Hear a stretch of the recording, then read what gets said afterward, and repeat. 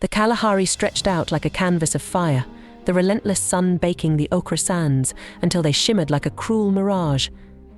Here, where the wind sang a mournful song through bleached skeletons of ancient giants, a legend whispered on parched lips, a legend of the Aigamuxa, monstrous hunters that stalked the fringes of human existence, their name a chilling caress against the ever-present fear. These weren't mere phantoms conjured by flickering firelight and whispered anxieties. No, the Aigamuxa were nightmares given grotesque form, their very existence a testament to the raw, primal terror that lurked in the heart of the desert. Imagine towering figures, their grotesquely elongated limbs like the twisted branches of dead thorn trees, reaching out with grasping claws that seemed honed to rend flesh from bone.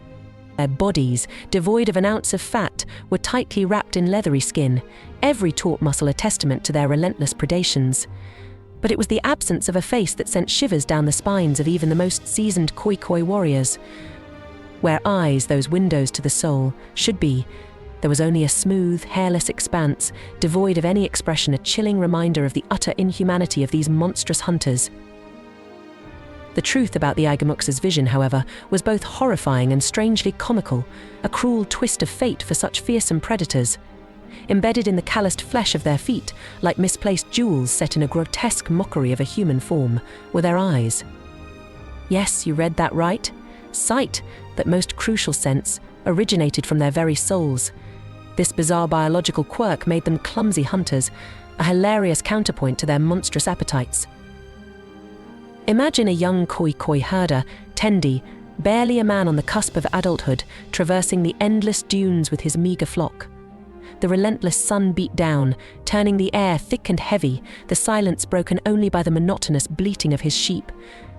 Tendi squinted through sweat-laden lashes, his calloused hand gripping his staff, a poor defense against the unknown terrors that lurked in the vast emptiness. Suddenly, a monstrous shadow detached itself from the shimmering heat waves, growing larger with each agonizing heartbeat. Panic surged through Tendi's veins as he realized it wasn't a trick of the light, but the unmistakable form of an Aigamuxa. Its grotesque silhouette stretched across the dunes, a horrifying caricature of a human form. Tendi's breath caught in his throat, the taste of copper sharp on his tongue. He was frozen, a rabbit caught in the headlights of a predator's gaze. But then, a flicker of something else, a sliver of hope amidst the terror. Because the moment the monstrous ape rose on its hind legs, its prey would be granted a precious, fleeting advantage. The Aigamuxa, its vision momentarily cut off, would be forced into a clumsy scramble. It would drop to its hands and knees, a horrifying parody of a human supplicant, its eyes staring sightlessly from its grotesquely contorted form. This was the window, the hair's breadth between life and a gruesome demise. Adrenaline surged through Tendi's system, jolting him out of his paralysis. With a burst of desperate energy, he sprang into action. The pounding of his sandaled feet against the unforgiving terrain echoed in the vast emptiness, a frantic counterpoint to the Aigamuxa's frustrated roars. Tendi, fueled by primal terror, knew these dunes like the back of his hand. He weaved through treacherous inclines and treacherous dips, the shifting sands threatening to swallow him whole with each desperate stride. The monstrous predator lumbered behind, its bizarre form momentarily hindered by its own flawed design. The sand swirled around them in a furious dance, whipped up by the creature's enraged bellows and Tendi's desperate flight. The scent of dust and sweat mingled with the coppery tang of fear, a heady cocktail that threatened to overwhelm Tendi's senses. Yet he pushed on, his lungs burning, legs screaming in protest, but the will to survive a relentless fire in his heart. Legends whispered of the Aigamuxa's insatiable hunger, a constant gnawing emptiness reflected in their emaciated bodies. Every failed hunt fueled their desperation, turning them into relentless pursuers. But for Tendi, this very desperation offered a glimmer of hope. The Aigamuxa, consumed by its ravenous hunger, would inevitably take risks, attempting to cut corners, to anticipate Tendi's movements. And that's exactly what happened. Blinded by its hunger and frustrated by its clumsy form, the Aigamuxa miscalculated. With a bone-jarring thud, it plunged into a hidden sinkhole, a treacherous pit masked by a thin layer of sun-baked sand.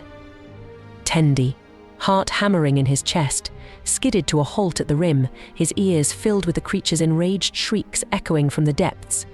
The sound was otherworldly, a primal howl of frustration and pain that sent shivers down his spine despite his elation. He peered cautiously over the edge. The monstrous form writhed in the sandy pit, its long limbs flailing uselessly, its eyeless face turned upwards in a silent scream. Relief washed over Tendi, a wave so powerful it nearly buckled his knees. He had cheated death. The desert, in its own cruel way, had offered him a reprieve. But as he stood there, bathed in the golden light of the setting sun, a cold dread crept into his heart. This wasn't the end of the story, not by a long shot. The Aigamuxa might be trapped for now, but the vast Kalahari was teeming with them. And the legend of their insatiable hunger was a chilling reminder that survival in this unforgiving land was a constant gamble, a dance with death under the merciless gaze of the African sun. The memory of the chase would forever be etched in Tendi's mind. The monstrous silhouette against the shimmering heat waves, the bone-chilling silence broken only by his ragged breaths and the pounding of his heart, the desperate sprint across the dunes, these were the experiences that separated the boys from the men in the unforgiving heart of the Kalahari. He would return to his village a changed man. He would recount the tale of his encounter with the Aigamuxa, his voice laced with both terror and a newfound wisdom. The tale would serve as a stark warning to the younger generation, a reminder of the ever-present dangers that lurked in the vast emptiness. They would learn the importance of vigilance, of reading the subtle signs of the desert, of respecting the power of the ancient legends that whispered on the wind. As Tendi turned away from the sinkhole, the last rays of the sun cast long, grotesque shadows across the dunes. The wind picked up, swirling the sand into miniature dust devils that danced across the landscape. He knew the desert held its secrets close, and the legend of the Aigamuxa, with its terrifying truth and bizarre twist, was just one of those secrets. It was a reminder that the Kalahari was a place of untamed beauty and savage peril, a land where even the most cunning predator could be brought low by a cruel twist of fate. And for Tendi, who had stared death in the face and emerged victorious, the desert would forever hold a newfound respect, a chilling awe for its power, and a deep appreciation for his own remarkable survival.